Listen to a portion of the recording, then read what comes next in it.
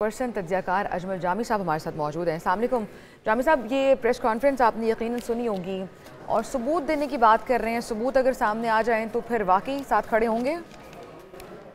मेरा ख्याल है ये बड़ी अहमियत की हामिल प्रेस कॉन्फ्रेंस है, क्योंकि ऑब्वियसली इस प्रेस कॉन्फ्रेंस में जो उन्होंने निशाना बनाया वो जजेस के हालिया खास और फिर दूसरे खास जिसका कल जिक्र हो रहा था उसकी जानिब उनका इशारा और दोहरी शरीयत की जानिब भी अगर वो इशारा कर रहे हैं तो ऑब्वियसली वो इस्लामाबाद हाईकोर्ट के जज जिनका कल खत सामने आया उस हवाले से वो निशानदेही कर रहे हैं।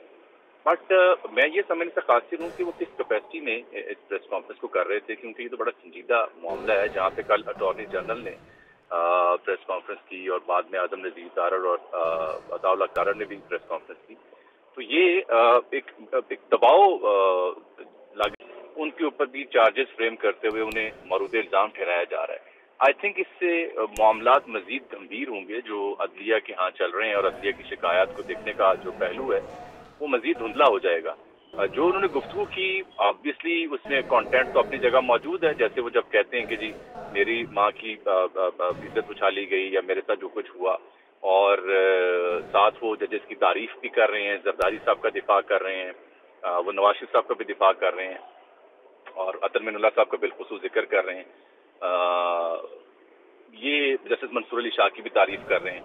फिर भुट्टो साहब के रेफरेंस की बात कर रहे हैं कि 46 साल बाद उन्हें फांसी हुई और अब उन्हें इंसाफ मिल रहा है। जरदारी साहब को 14 साल जेल किस कानून के तहत बैठाया गया, नवाज शरीफ को पैसे ना लेने पर नाअहल कर दिया गया, कोई पूछने वाला नहीं। तो ये उनकी प्रेस कॉन्फ्रेंस पे हम एतराज तो कर सकते हैं, लेकिन जो पॉइंट्स वो उठा रहे हैं वो अलबत्ता वैलिड है। जैसे कि वो जिक्र कर रहे हैं सियासी रहनुमाओं के साथ होने वाले रवैये और सलूक का, तो वो तो एक फैक्ट है। अदलिया की तारीख हमारी हमेशा बड़ी अप्स एंड डाउन्स का शिकार रही है और कॉम्प्रोमाइज भी रही है अदालत हमारी। और जब वो ये सवाल उठाएंगे कि सियासी रहनुमाओं के साथ क्या हो तो उनका जवाब अदालत को देना होगा। अदालत अगर जामी साहब साथ ही रहिएगा। मोहम्मद मालिक साहब हमें ज्वाइन कर चुके हैं, सीनियर एंकर पर्सन तज्ज़ियाकार हैं। अस्सलाम वालेकुम मालिक साहब, ये प्रेस कॉन्फ्रेंस आपने सुनी होगी और जिस तरह से इल्ज़ामात की बात की गई कि इल्ज़ामात लगाए जाते थे, अब अगर पगड़ियाँ उछाली जाएंगी तो उसकी फुटबॉल बनाएंगे, किस तरह से सम अप करेंगे इस पूरी प्रेस कॉन्फ्रेंस को और क्या इसकी ज़रूरत थी?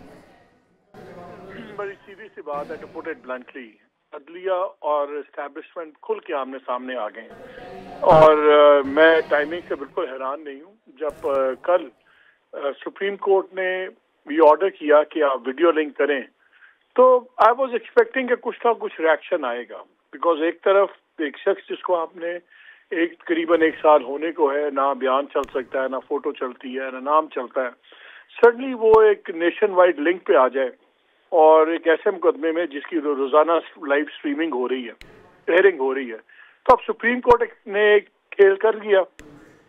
जो गुस्सा आता है मिनुल्लाह साहब का इसलिए है सबको, बिकॉज उन्होंने ये जिक्र छेड़ा था एंड प्योरली उनकी इंटरवेंशन पे ये इमरान खान को वीडियो लिंक पे लाया गया है। वो तो बल्कि चाहते थे कि उनको पर्सनली भी आना चाहें तो उनका बंदोबस्त करें, तो चीफ जस्टिस ने उसको काफी बार ये अपोज किया, तो फिर आई थिंक कॉम्प्रोमाइज ये हो गया कि चले वीडियो लिंक दे दें।